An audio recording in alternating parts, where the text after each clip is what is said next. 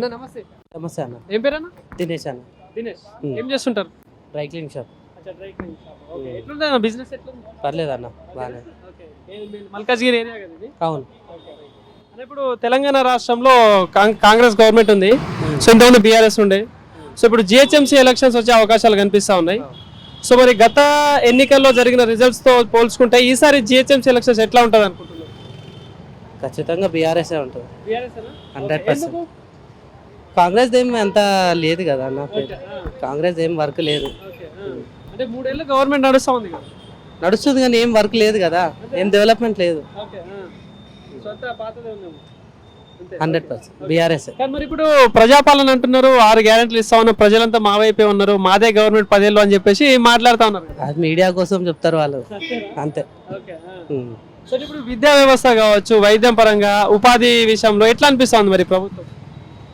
ఏం లేదన్న, ఎన్నో వర్క్మెన్షిప్ లేదు వీళ్ళది, ఏది లేదు.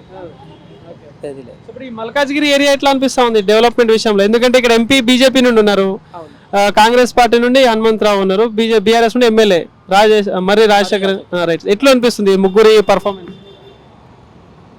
ఆబ్వియస్లీ ఇక సెంట్రల్ ఈటల రాజేందర్ అయితే ఏమంత వర్క్ ఏమి ఉండదు, కానీ మన ఎమ్మెల్యే రాజశేఖర్ రెడ్డి అయితే బాగానే వర్క్ నడుస్తుంది. ఇక్కడ బ్రిడ్జ్ వర్క్లు కానీ అది కానీ ఏది పిలిచినా కూడా ఇన్స్టెంట్ వచ్చేస్తాడు.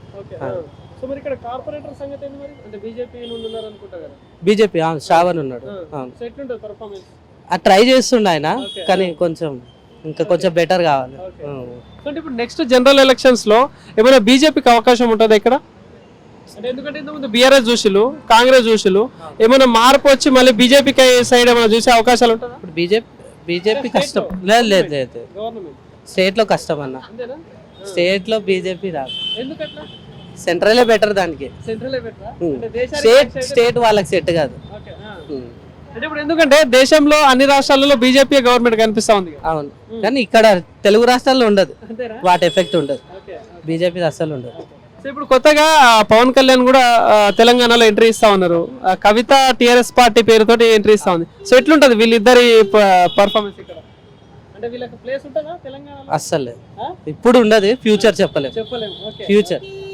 సో ఫైనల్ గా అంటే ఫైట్ ఎట్లా ఉంటుంది అని ఎవరెవరి మధ్య ఉండే ఛాన్స్ ఉంటుంది ఈసారి? ఉంటే కాంగ్రెస్ అండ్ బీఆర్ఎస్ ఉంటుంది, అంతే.